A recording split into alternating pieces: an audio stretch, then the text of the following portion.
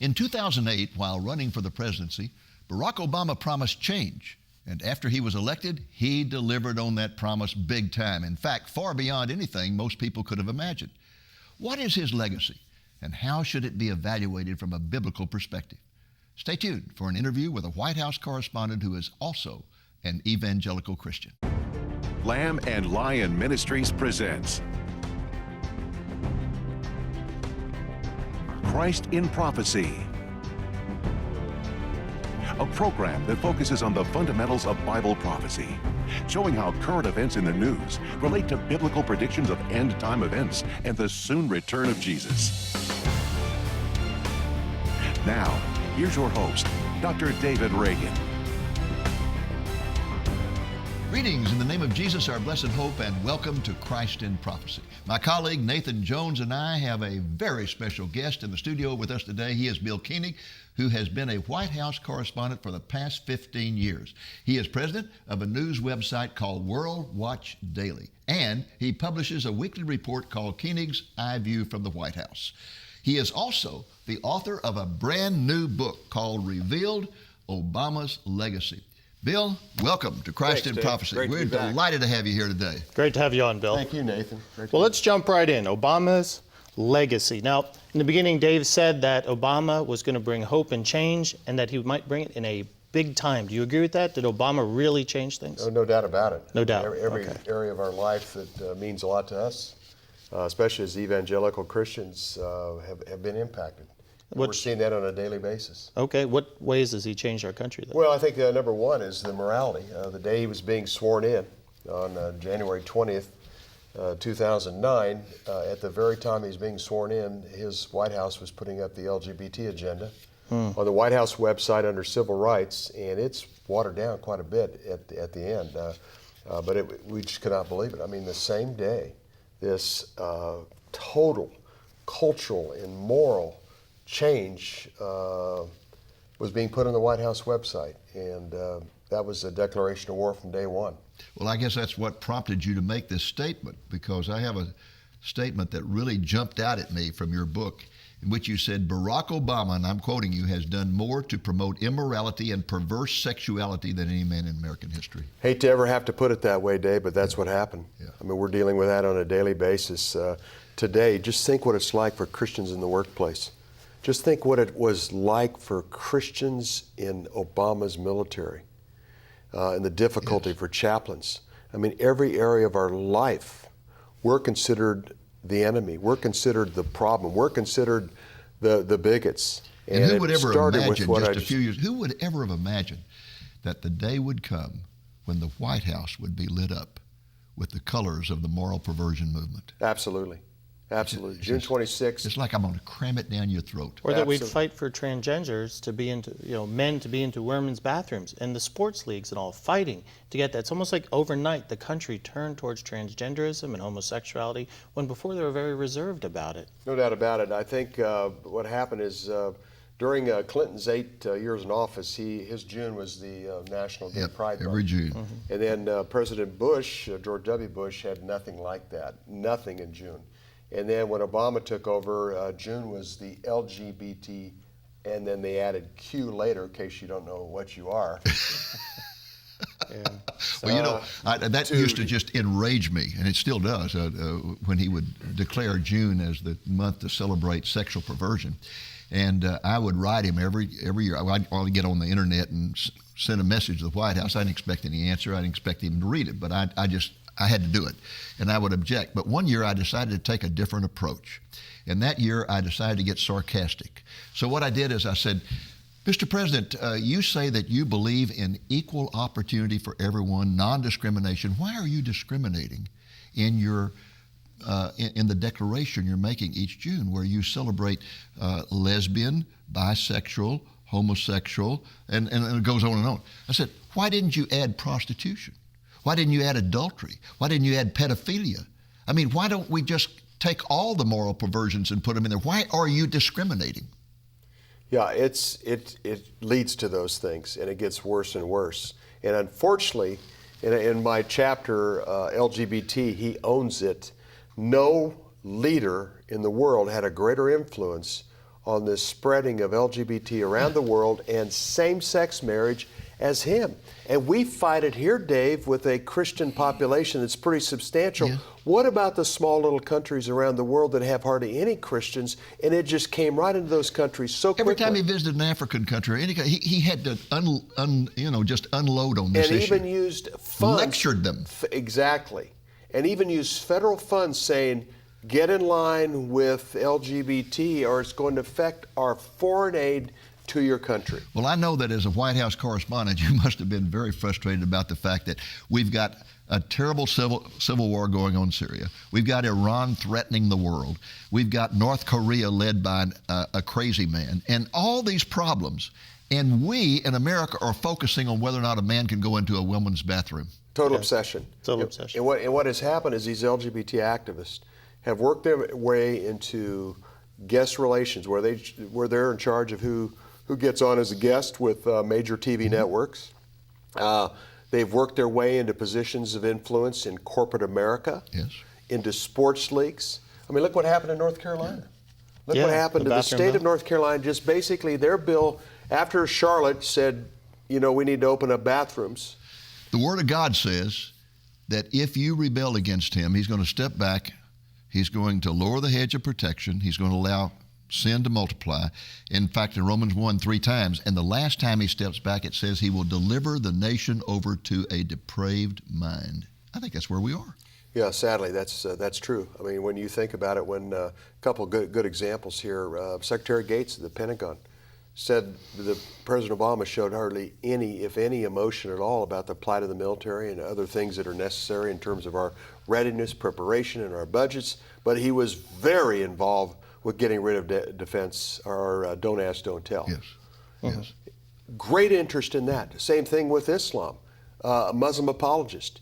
He has showed no emotion about the plight of Christians being persecuted and slaughtered for their faith in the Middle East, but a lot of emotion about bringing refugees from the Middle East, Northern Africa into America. Kelly Shackelford, the head of the Liberty organization here in the Dallas area, one of the greatest defenders of Christian faith in this country, has said over and over again, the average Christian says, well, if homosexuals want to marry, that's fine. What does that have to do with me? It doesn't have anything to do with me. And he said over and over, it's going to impact everyone.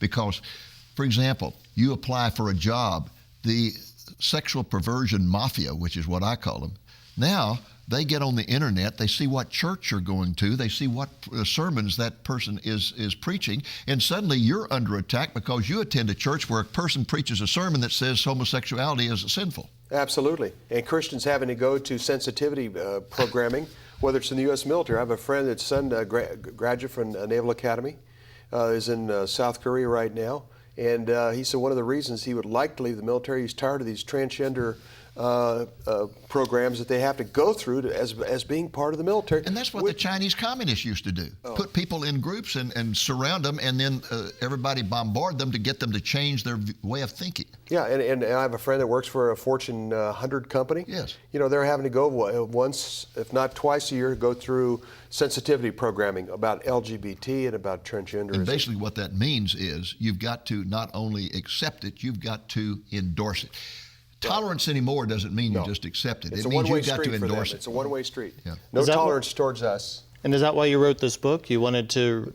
That was one of the reasons. When I was praying about the book, about doing the book, the Lord really put it in my heart, the Holy Spirit put in my heart 7 areas. Okay. And there are 7 areas. 1 is Muslim apologists. Number 2, what Israel in the Middle East. Number 3, what has happened to our U.S. military. Number 4, LGBT, he owns it. Number 5 is faith on his terms.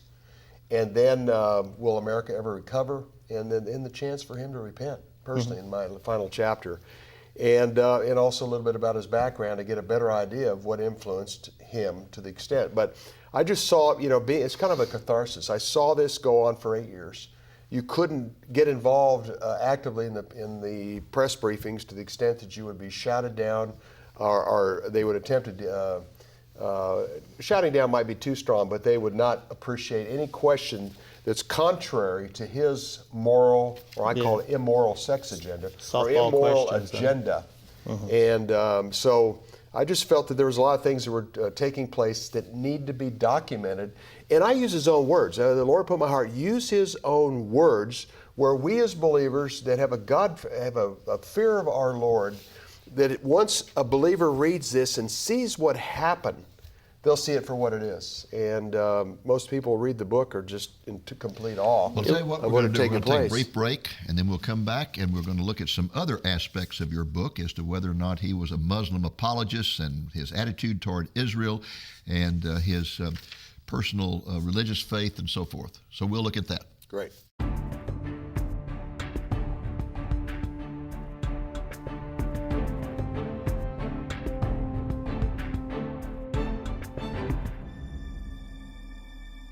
Welcome back to Christ and Prophecy, an interview with White House correspondent Bill Koenig. Well, Bill, I want to jump into a different topic now, and that is one that people seem fascinated with, and that is that based on his words and actions, many have claimed that President Obama was a closet Muslim. He claimed to be a Christian. Was he either one, or is he just a humanist? Dave, when I put the chapter 2 together, Muslim apologist, Obama Muslim apologist, I read his speeches. I remember seeing him presented June 4, 2009 in Cairo, Egypt to the Muslim world. Basically, he was an apologist for Islam. Mm-hmm. He was talking about Thomas Jefferson honoring the Quran to the point that he had a copy of it in the White House library. Well, Thomas Jefferson had a copy because he's trying to figure out what motivated what motivated the Barbary pirates. Yeah. You know, we got a problem with the Barbary pirates who are Muslims, so we need to understand what influences them. I wish our think tanks in Washington would read the Quran too. They'd have a lot better handle on what's taking place. Well, I nearly fell out of my chair when he went to Cairo and talked about the great Muslim contribution to the development of America. I thought, what? On and What? on. Exactly. On and on, just like this. And, as long as I'm president, the doors of America are open to you. Reading his speeches at the Turkish parliament in April of 2009, then his address to the Muslim world, his bowing down to King Abdullah of Saudi Arabia, and then his February speech last year to a mosque in Baltimore. Yes. You just read what he says. You read what he says and watch him present it. Well, I know one thing for sure, and I wrote this before he took the oath of office, that he could say he's a Christian all day long, but Christians do not take the position that he took in an interview that he did when he was a state senator in Illinois, Right. a very extensive interview That's he did, right. in which he said, there are many different roads to God. Mm-hmm. That's right. And it took many other very un-Christian positions. That's it was right. obvious he was simply a cultural Christian in name only, but that was all. Well, that's exactly right. He did that with evangelical leaders before the election. Yeah. Told them that he believed that there was multiple paths. And the other thing, too, is he was told if you're going to be in politics in South Chicago, you need to be part of a church. Sure. So who'd he pick? Reverend Wright's church. And that's not pseudo-Christian, it's more black liberation theology, right? And you sit there, for 20 years and listen to this guy rant and rave about his anti-Semitic sermons? How much he hates America. And that's right. And then, every once in a while, Obama's faith would be questioned nationally. So what did he do? He grabbed his family and they went to church on Sunday with the White House press in tow. They take all the photos, USA Today, New York Times, Washington Post, and then on Monday, the front page of newspapers, Obama is in church. See, he's a Christian. He's in church.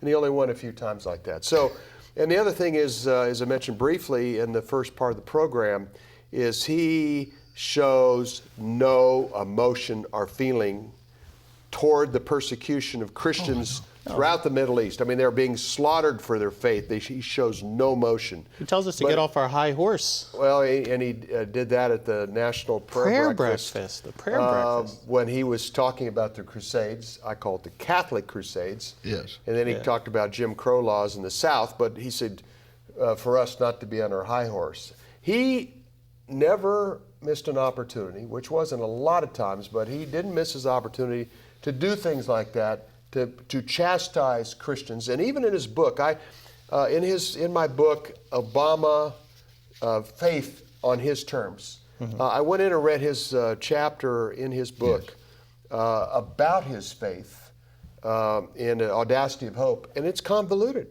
And it's faith for his purpose. It's faith for his use. When it comes to LGBT, he talks about those Roman scriptures. And then he'll go back and talk about the stoning in Leviticus for doing things. And it's a total distortion of the faith for his purpose. Yeah. Well, you listen to his speeches. I. His worship that he worshipped. Let's get Absolutely. into the military here for a moment. Okay, sure. Go ahead.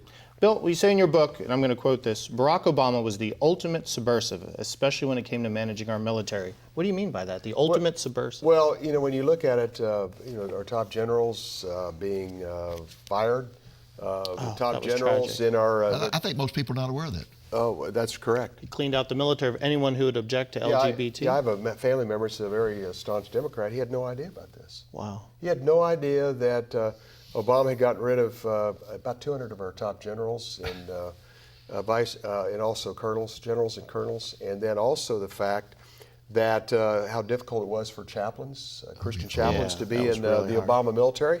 A couple of good examples. Franklin Graham was disinvited from a prayer event during the National Day of Prayer at the Pentagon. And I mean, his son has had 5 or 6 tours of duty. His West Point graduate son had 5 or 6 tours of duty, maybe more than that now, in Iraq and Afghanistan. And then Tony Perkins, Family Research Council, was disinvited from giving a prayer event at Andrews Air Force Base. Or General Boykin, one of our Delta Force heroes, was disinvited from a couple events. Unbelievable. You just can't imagine. The morale is at the worst. Yeah. The Plus, he readiness used the is military worst. really for social experimentation. Exactly. Yeah. That's what Admiral Lyons called it. Well, our time is almost up on this segment, so I want to get to the really important issue that I know is on your heart, and that is his relationship with Israel. Yes. What about it? Well, you look at a couple things. Number one is the Iran deal. Yes. He and John Kerry were He sold Israel down the river. Yeah, absolutely. And he used the political power that he had and influence to get Democrats in the Senate to go along with it. A bill to this point, I don't know if it's ever even been signed, but it's a horrible deal. Well, it really was a treaty. It should have been a treaty voted on by the Senate, but he got around the Senate by not calling it a treaty. Exactly, which it's a treaty, and you need 2/3 approval in Senate, in the House, in order for it to be But he approved. treated Netanyahu like he was a dictator of some banana republic. Made him come through the kitchen. Yeah, no press conference at all with Netanyahu during 8 years. The first time Netanyahu comes to the Trump White House, they have a press conference. Oh, yeah. I mean, Big honors. It It's was beautiful. distinctively different. ISIS, the junior varsity team. You talk about Israel in the Middle East. ISIS, the JV team. Moving out of Iraq too long. Now we got Iran moving in. Iran's calling the military shots in Iraq now because we moved out. The Pentagon says we need to keep at least 10,000 troops in there because we can't move out too fast. Obama says, I want to get out of there quickly. So we got out of there quickly, and what happened? We left. And here are the Democrats claiming that the Russians interfered in our election and all and so forth, and yet Obama, interfered in the elections in Israel, didn't he? No doubt about it. He over $300,000, I think it was, $325,000, $350,000 in that range, attempted to have Netanyahu defeated. He sent a whole team over there. I had a political team over there working this funds through the State Department. I mean, unbelievable. I'm a president of the United States attempting to basically overthrow the Prime Minister of Israel because they had to call a no confidence vote and had a new election. An ally. Absolutely. So the Middle East, and then telling the Saudis, who are petrified of a nuclear Iran, that you need to get used to 2 major powers in the Middle East, Iran and yourself. Well, you're well known for the book that you wrote called Face to Face. Eye to Eye, Eye to Eye, in which you pointed out that God has put remedial judgments upon this nation for our mistreatment of Israel. And this certainly has happened during the Obama administration. Absolutely. I'm updating that book right now, Dave, and what took place when we put pressure on Israel to divide Judea, Samaria, and East Jerusalem. Dramatic catastrophes happened during Obama's time in office, just like Bush, Clinton, and Bush. So I'm updating it. There's over 40 major catastrophes that took place during the Obama, Clinton, Kerry time, putting pressure on Israel to divide their land. Well, the Lord meant it when he said, if you touch Israel, you touch the apple of my eye. No doubt about it. And the God of Israel did not intend for Judea, Samaria, and East Jerusalem to be an Arab state. Yes. No. Yes, he didn't regather the children of Israel from the 4 corners of the earth for them to turn it over to the Arabs. Exactly. And it's just unbelievable how we treated Israel under Obama. And I pray that's going to change. Absolutely. I have a lot of detail in this book revealed on not only the effect on Israel, but entire Middle East, and also U.S. allies in the Middle East that are crucial to the oil and the defense of our nation. Well, of course, in the last few days of Obama's administration, he tried to do everything that he possibly could to accomplish goals he wasn't able to accomplish by signing documents. And one of the most horrible things he did was to betray Israel at the United Nations. No, that was December 23rd. They did not veto it. Lifted our veto. They abstained, but what happened is, and this was John Kerry denied the fact that he'd worked with New Zealand and a couple other countries behind the scenes. I mean, we know for a fact that John Kerry was in New Zealand meeting with the Prime Minister Key. Yes. I think it was around November 13, 14, on this new resolution that was going to condemn Israel for settlement construction in Judea and Samaria. And just within a few hours of Kerry leaving New Zealand, they had a massive earthquake. Wow. Just within a couple hours. And then a couple weeks later, the Prime Minister of New Zealand stepped down. So very interesting.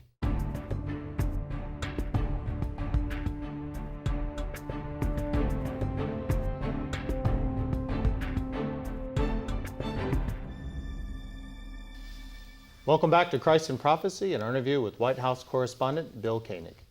Well, Bill, the next to the last chapter in this wonderful book of yours called Revealed, Obama's Legacy. The next to the last chapter is entitled The Legacy. Will America Ever Recover? What about it? Good question. Well, we're seeing the byproduct right now, Dave, as we watch the President Trump attempt to put his administration together, his cabinet positions together, the leaks that are coming out of our intelligence offices, the leaks that are coming out of the State Department. Obama's got a lot of people in place still. The process of replacing them has been very slow, and some are lifers. Mm-hmm. That's going to be one of his number one challenges. The other thing on the moral front, I've talked to other evangelical leaders on this, it's very difficult to take turf back. Like eliminating don't ask, don't tell. Mm-hmm. You know, can you take that back? Same-sex marriage, you know, telling people that you are taking that away.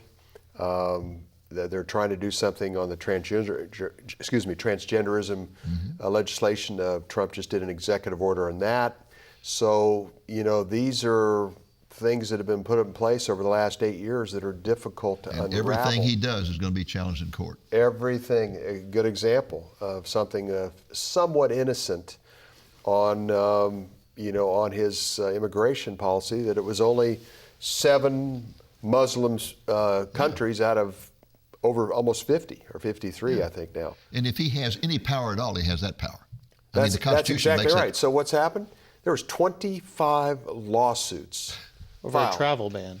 On just a travel ban. And every other president has done a travel ban. Exactly. Right? Huh. And as you mentioned in our pre-conversation here, the ACLU raised $25 million during this period of debate over the travel ban. So I'd say the difficulty is what's been left behind, the legislation that's been put in place.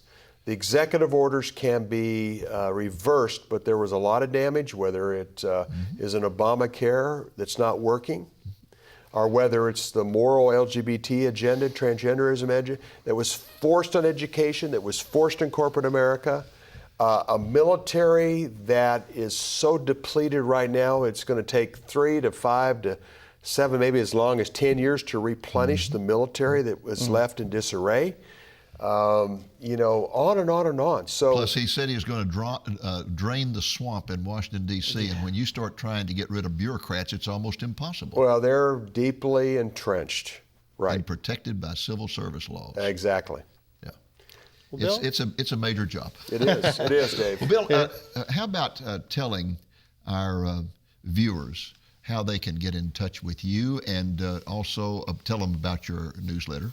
Our website address is watch.org. That's WATCH.org. And every Friday I put out a news report, the Koenig's Eye View from the White House, that is a summary of world news that happened that week that's prophetically and biblically significant. It's 15 to 17 pages, and it gives you a good idea of what happened that week that was biblically relevant. And as you know, Dave, all our final day markers are in play right now. We've never lived in a period of time such as this with such an acceleration of final day events. 15 to 17 pages a week. Every week. He's a writer. Yeah, it's unfortunately I have some good help, but it's literally it is so difficult. Is there any hope for the Washington Press Corps? That's a loaded question. Yeah, well, I think it's about 85 to 90% liberal, and they are not going to give up their turf, and they're going to do everything they can to destroy Trump's success, and they're going to do everything they can to make sure he's not successful. And I predicted this 2 weeks before the election. If Trump is elected, this will be a turf war beyond anything we've ever imagined or ever seen. And I imagine they are particularly galled over the fact that he tries to go around them.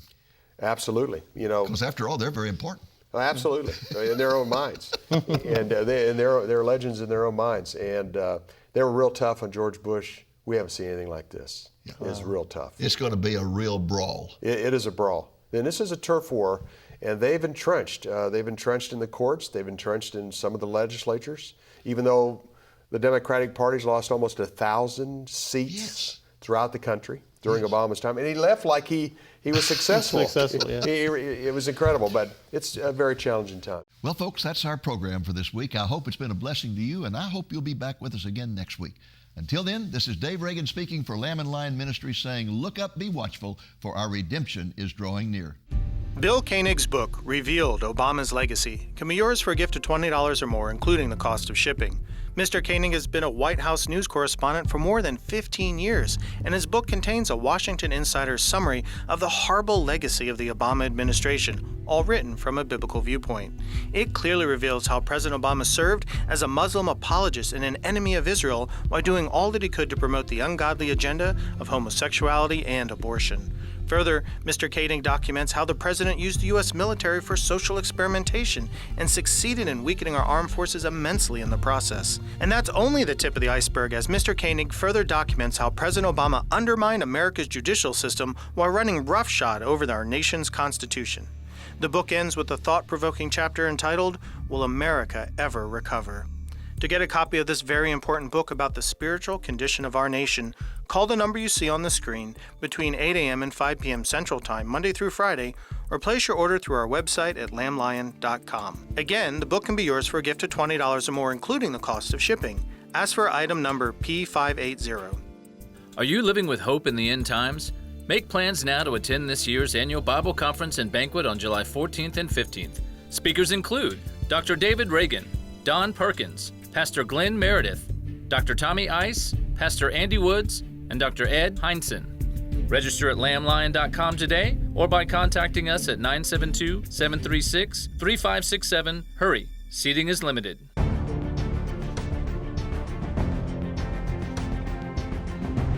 Thank you for joining us on today's Christ in Prophecy, a presentation of Lamb and Lion Ministries, a non-denominational ministry dedicated to teaching the fundamentals of biblical prophecy and proclaiming the soon return of Jesus.